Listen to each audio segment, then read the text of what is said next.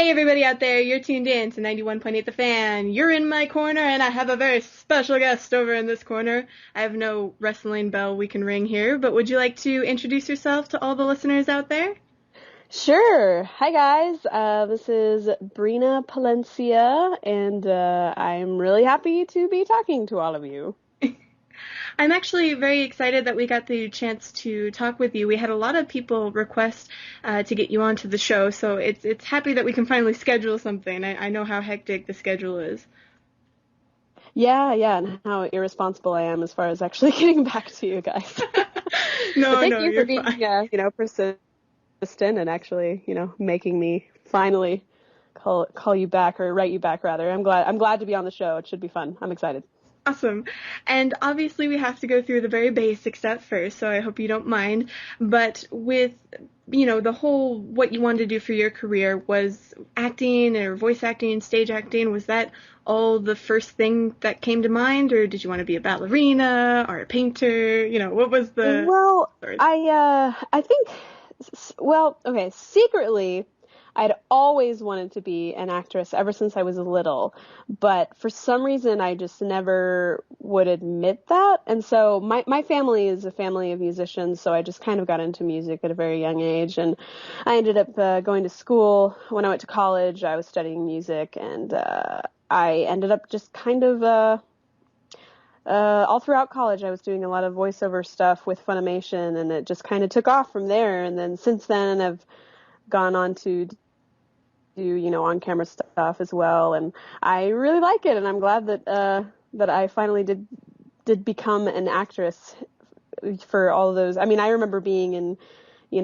elementary school and being just a little kid and always just acting out scenes in my room, not like playing with toys and making my toys act out the scenes. I would personally act out scenes from movies all the time. I loved it. I loved acting so much, and I don't know why I was always so terrified to admit that I did, but I was for some reason, and I'm glad that I got over that, because now I can do it for a living, and I now can live my dream, so to speak.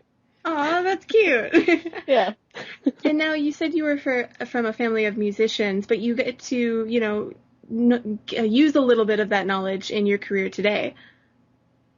Yeah, I do a lot of music directing for Funimation. I do lyric adaptation, and I've also directed singers on songs and directed myself on a few songs as well.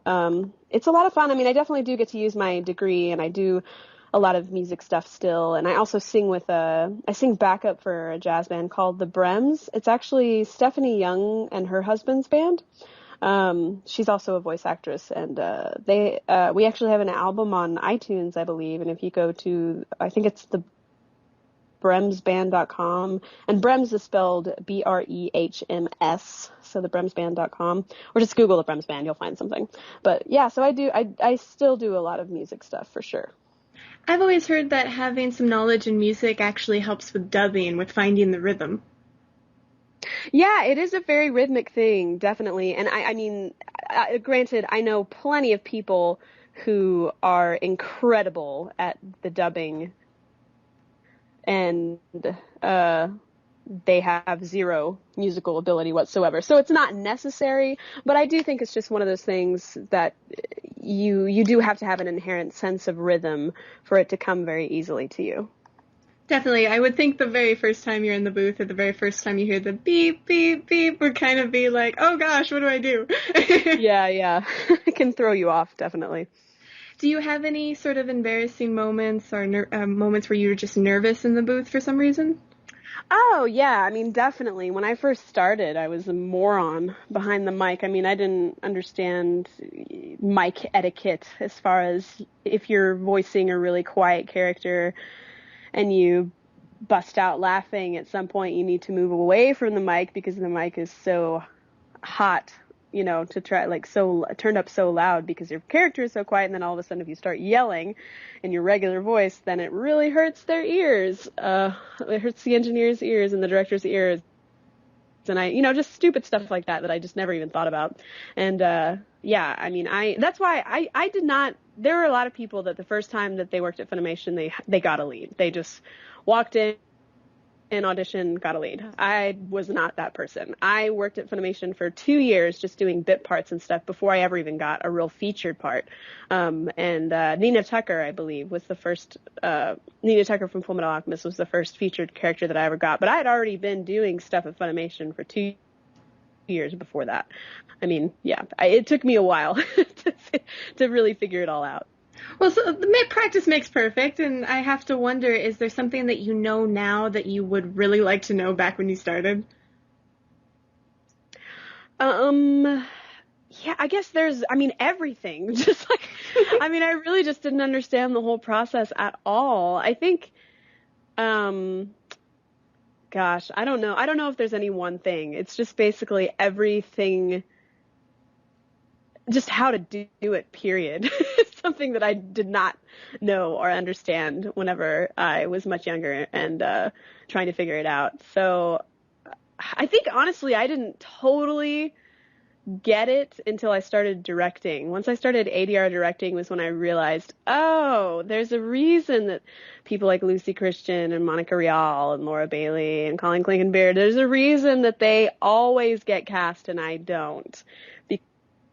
Because, they are really fast and they're really focused. I guess maybe being focused. I think in the beginning I underestimated just how difficult it is and just how much focus it takes. And I think a lot of new people do sort of underestimate it. There's so many people that are like, oh, I can do voice.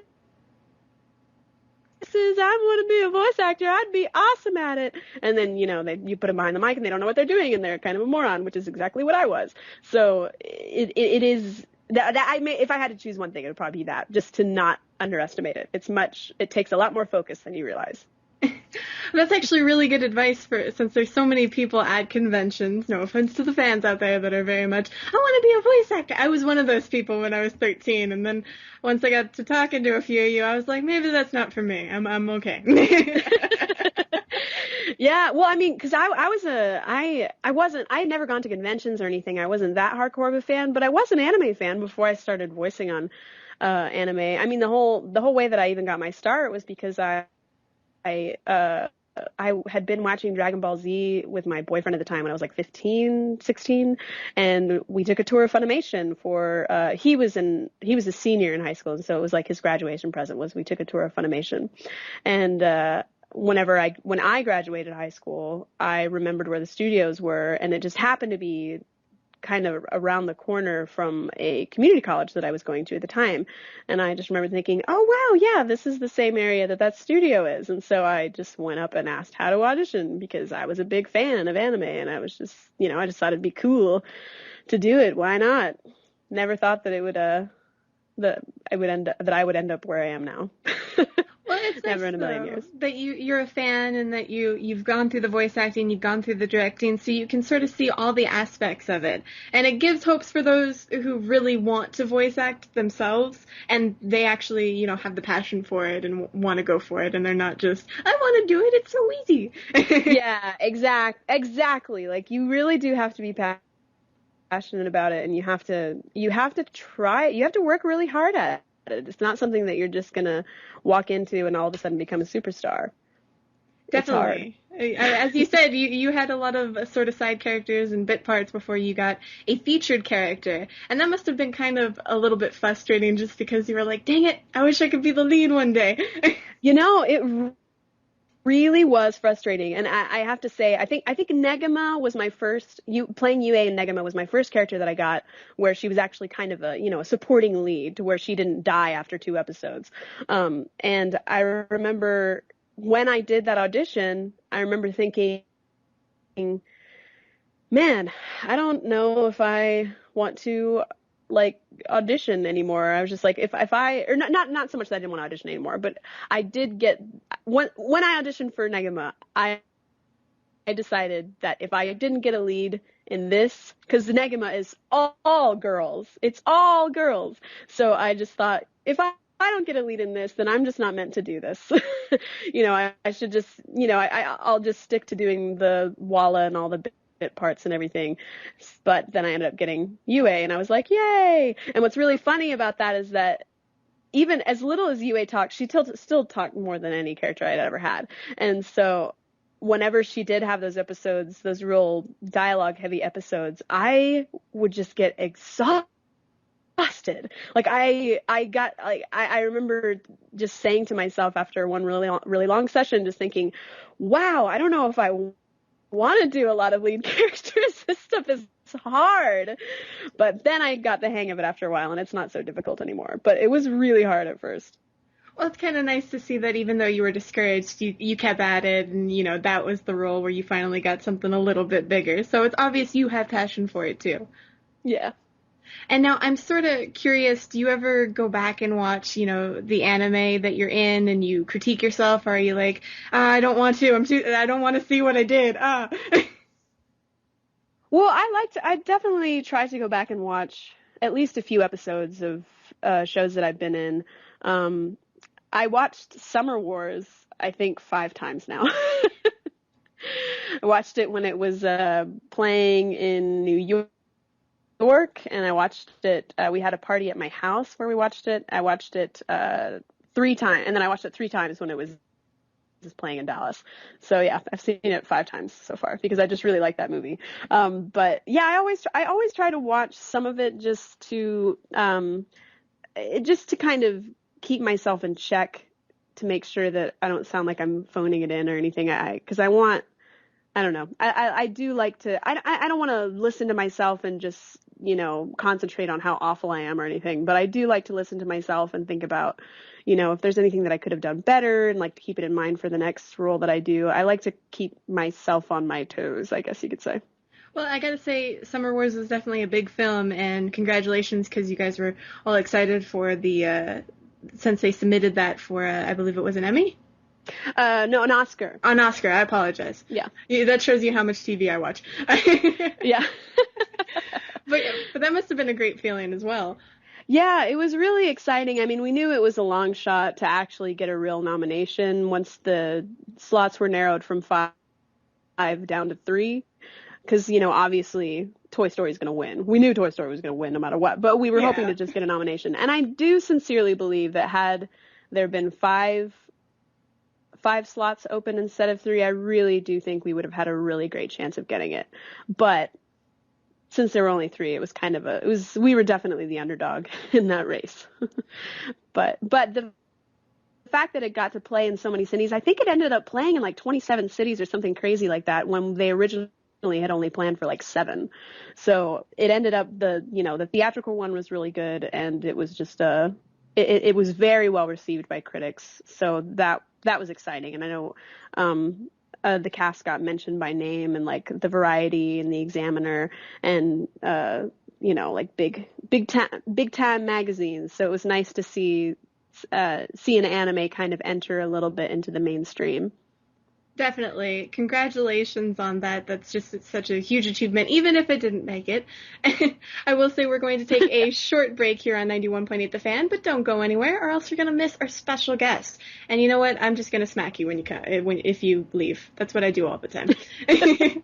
So stay tuned to 91.8 The Fan. Everything you want and nothing you don't. You need to cry. Let's brainstorm. I could hit you over the head with a wrench, or I could stab you in the gut with the knife. Knife wrench! Practical and safe. Are you tired of crappy ideas that don't work? So are we. So we invented 918 The Fan. 918 The Fan. Everything you want to hear, nothing you don't. Knife wrench! For kids.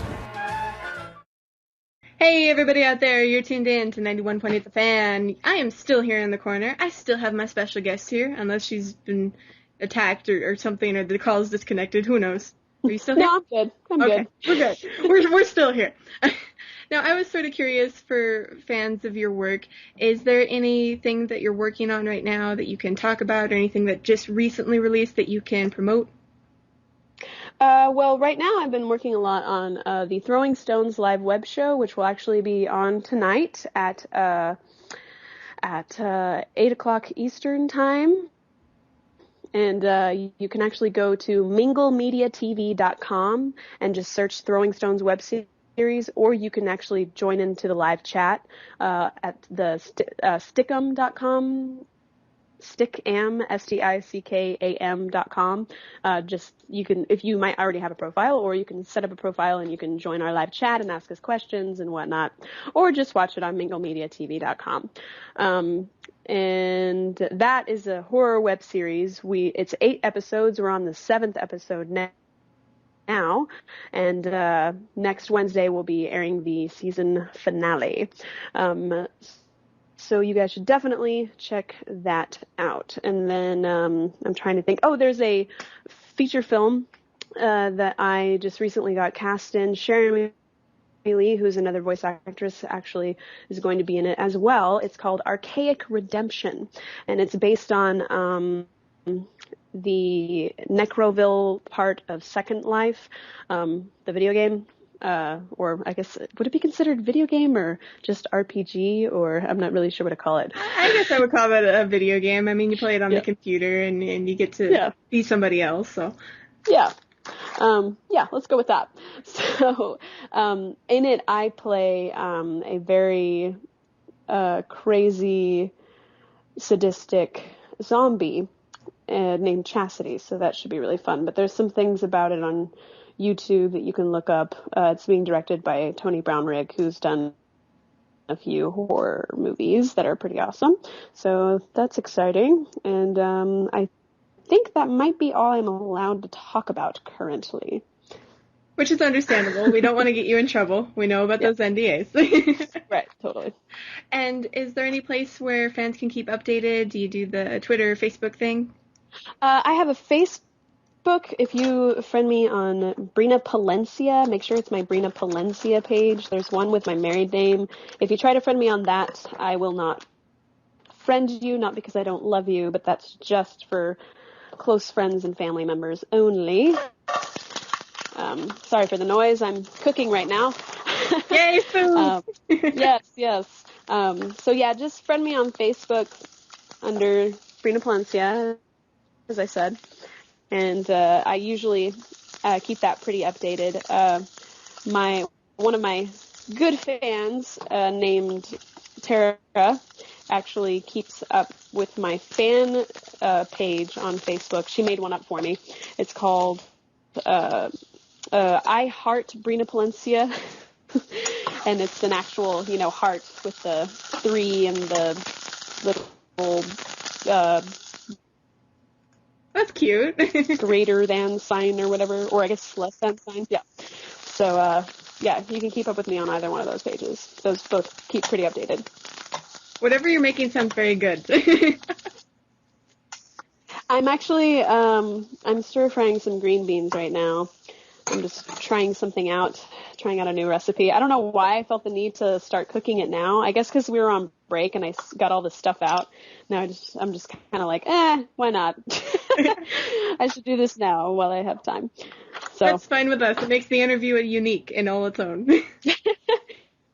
Now, are there? Yeah, I actually really enjoy cooking. It's one of my favorite hobbies that is not performance related. I wish my mom would let me cook. I'm not lying. She never lets me into the kitchen. I don't know why. Oh no! How else are you supposed to learn? I don't know. Your mom is always the best one to learn from. Well, at least I know how to make enchiladas, and I do like enchiladas. Ooh, yeah. I make a mean enchilada. I make my own sauce and everything. I am kind of curious, though. Are there any conventions that you have coming up that you can, have stalkers in real life stalk you in a nice way?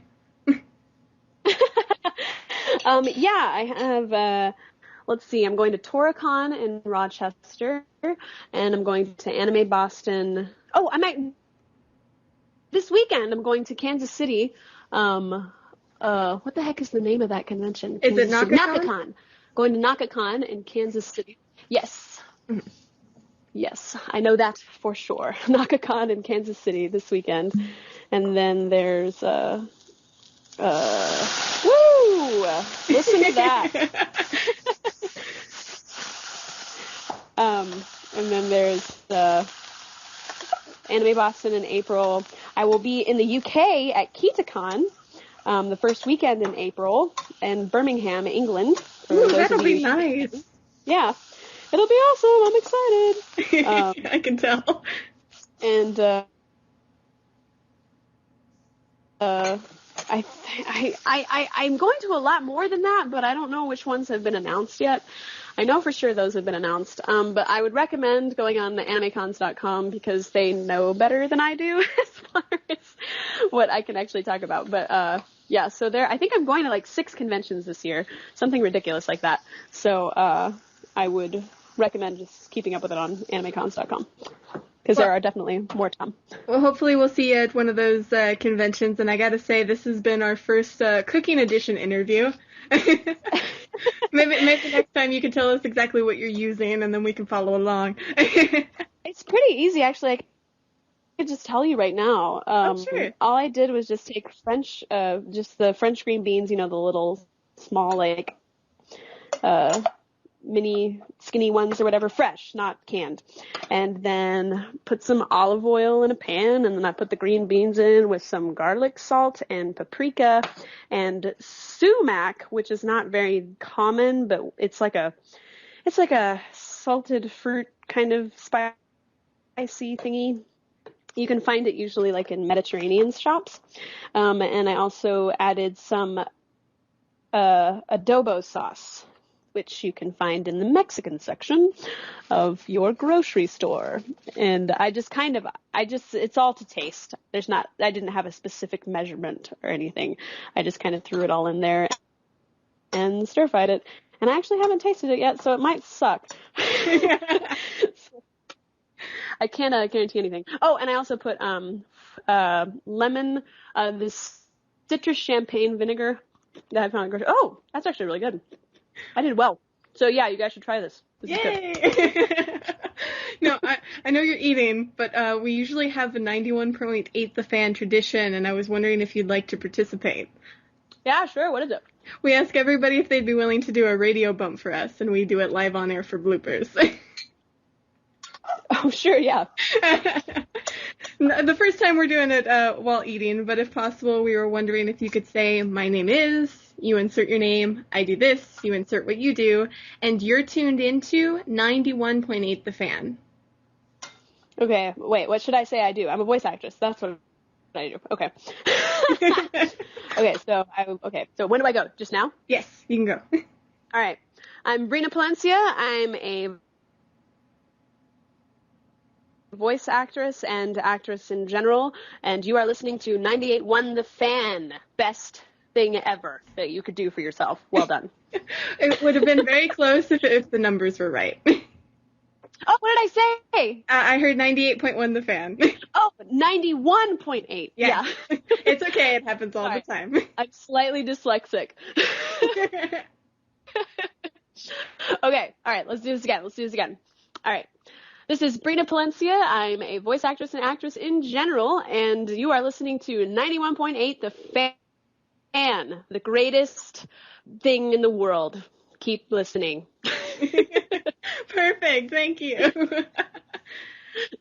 We really appreciated having you on the show. It was so much fun, and you obviously brought a lot of energy and were very relaxed, and I loved it.